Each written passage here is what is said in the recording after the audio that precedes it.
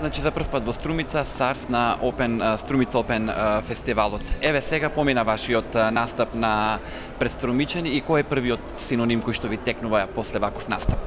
Pa nismo imali priliku da upoznamo Strumicu toliko da bi sada dalo neke asocijacije na Strumicu. Mi smo došli ovde, uradili tonsku probu, išli da večeramo, u smeštaj da se presvučemo, došli na nastup i to je to što smo videli od Strumice, tako da ne bi davao neke komentare i asocijacije, jer možda bih promašio totalno.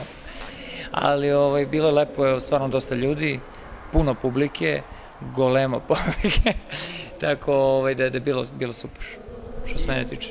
Така, а очекувавте ли толку народ? Имавте ли информации претходно за Open фестивалот? To čuli smo. Čuli smo, već Bajaga se hvalio na svom Facebook profilu da je nastupao pred 50.000 ljudi. Iskreno da budem, ja sam zaboravio više kako to izgleda nastupati pred tolikim brojem ljudi.